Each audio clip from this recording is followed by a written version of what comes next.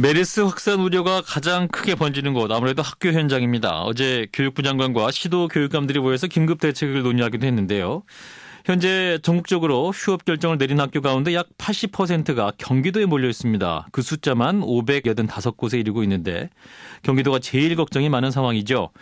경기도 학교 현장 지금 어떤 상황일까요? 이재정 경기도 교육감과 말씀 나눠보겠습니다. 교육감님 안녕하세요. 네, 안녕하세요. 예, 자 하루가 다르게 커지는 메르스 문제 걱정 많으시죠? 네, 그렇습니다. 이게 학교 학생들도 그렇고 학부모들도 그렇고 대부분 다 상당히 두려움을 가지고 있는데, 예, 이게 우리가 보통 앓는 감기 기운이 있어도 혹시 이게 메르스가 아닌가 하고 그런 걱정들을 하거든요. 그러니까요. 그래서 이제 교육청 자체 조사 결과를 보면은 이제 경기도 80여 곳 학교에서 학생 1,400여 명이 고열 증상을 보이고 있다. 뭐 이런 보도가 있는데, 자 그럼 이 가운데 혹시 메르스 의심 환자도 있는 건가요? 아닙니다. 거기에 메르스 환자가 있는 건 아니고, 예. 아까 말씀드린 바와 같이 약간의 열이 난다거나 또는 조금 기침을 한다거나, 예. 이런 아이들도 이제 겁이 나니까 아하. 모두 다 우리가 이제 안전을 기하기 위해서 조사한 결과 화성 오산 지역에 전체적으로 다 해서 한 1,400명이 그런 증상이 있다고 했는데, 조사한 결과 메르스 증상은 아니고요. 예. 감기 증상이거나 이런 현상입니다. 예, 그렇군요. 특히 이제 그러면 그 중동적 방문을 귀국한 학생 8명의 등교가 중지됐다고 하는데, 참 이 학생들의 상황은 어떻습니까, 그러면?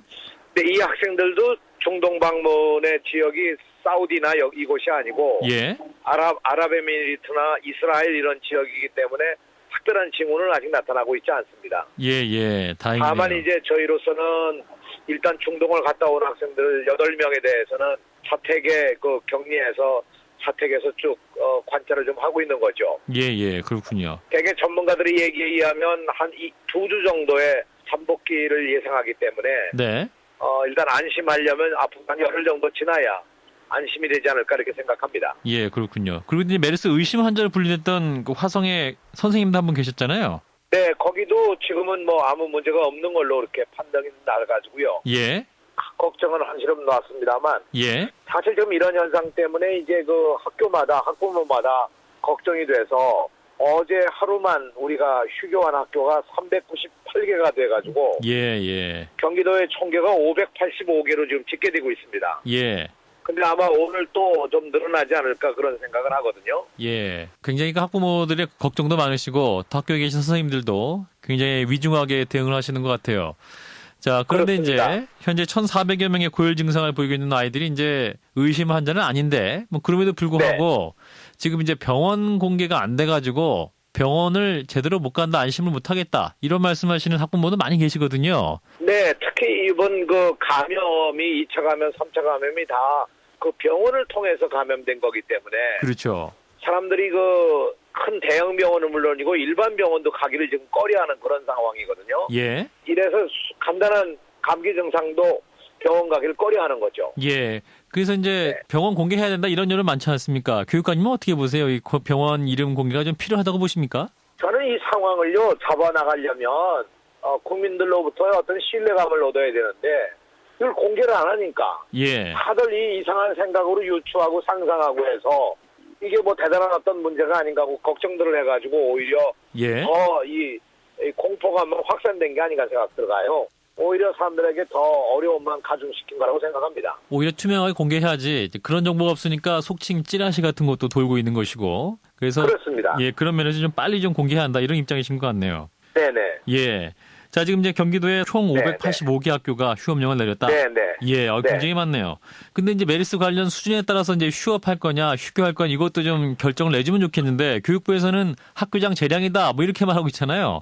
그럼 이거 아닙니다. 여기 단계가 다 있어서요. 아, 그렇습니까? 기준을 저희가 제정해 줬습니다. 예. 이 학교의 관계대학들 가운데 확진자가 있거나 예. 그 학교 주변에 확진자가 있을 때는 반드시 휴업을 할 수밖에 없도록 그렇게 돼 있고요. 예.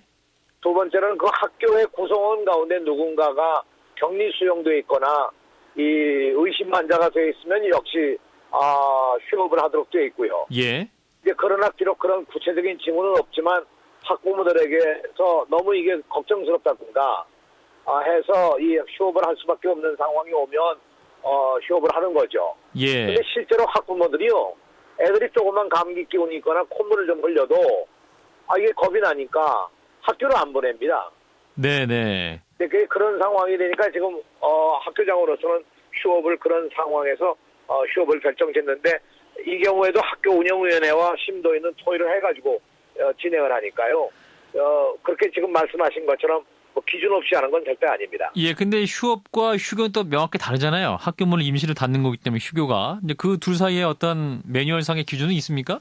물론 있습니다. 그래서 지금 저희로서는 경기도 교육청으로서는 가령 이런 확진 환자가 더 많이 생기는 지역이거나 이 확진에 의해서 더 걱정스러운 상황이 벌어지게 되면 그런 지역에 대해서 저희가 아주 휴교령을 내려야 되지 않겠느냐 그런 생각도 가지고 있습니다만 아직 그렇게 판단할 정도는 아니라고 생각합니다. 예, 그렇군요. 네. 교육감님은 또 어제 이제 평택 지역의 경우는 학교가 좀 휴업령을 전체적으로 내려야 한다 이런 입장도 밝히셨잖아요. 그 이유가 이제 평택에서 아시는 바와 같이 확진자 가운데 이제 사망자가 발생을 했고요. 그렇죠. 거기에다 이제 그 지역 사람들이 유난히 어려움을 겪고 있는 이유는 확진자 가운데 그 버스 회사 관계자가 있었다고 해가지고 예.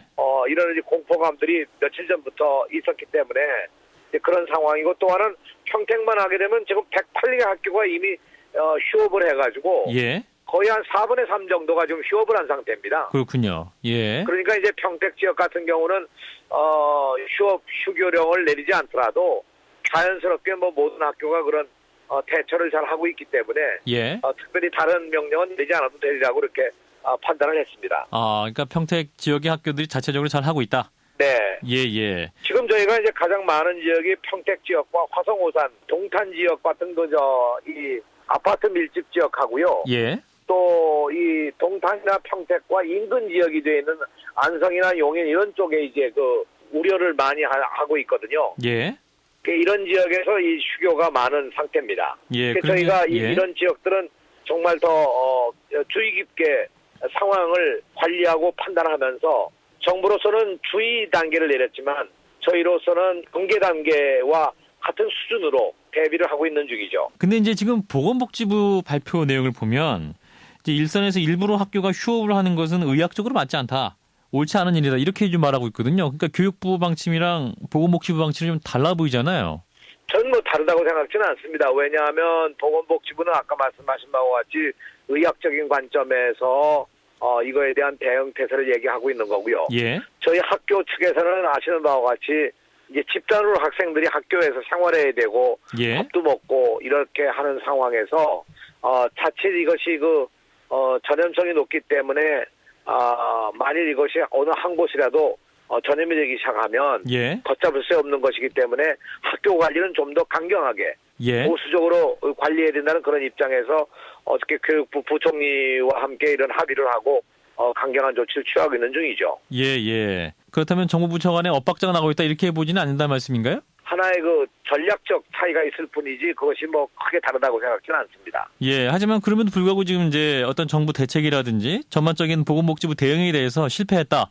그리고 국민들의 좀 불신이 좀 큰 상황 아니겠습니까? 이 부분은 어떻게 보세요? 저는 그것은 옳다고 생각합니다. 이제 메르스가 나오기 시작한 지가 벌써 거의 20일 가까이 되잖아요. 예. 그런데 실질적으로 대통령의 긴급 회담도 어제야 비로소 이루어졌고 예.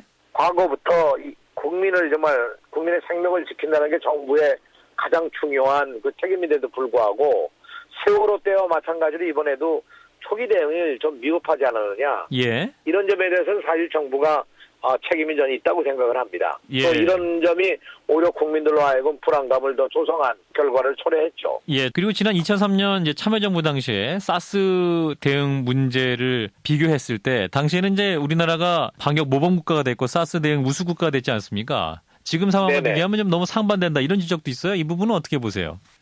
이제 참여정부에 저도 통일부 장관을 했습니다만 그 당시에 가령 이런 감염 전염병이 돈다든가 하는 때에 이것을 대응하는 시스템이 있었거든요. 예. 이런 시스템이 거의 매일 모이다시피 하면서 점검을 하고 했거든요. 그 당시에 이제 이 시스템에 같이 모여서 예. 이 대응을 종합적으로 해왔고 그런 시스템이 작동이 좀 잘 되고 있는 거냐 하는 건 저는 지금 상황에 대해서는 잘 모르겠습니다. 예. 당신의 의심 환자가 생기자마자 고건 전 총리가 컨트롤 타워 수장으로 이제 바로 대응을 하고 대국민 담화까지 했지 않습니까? 네.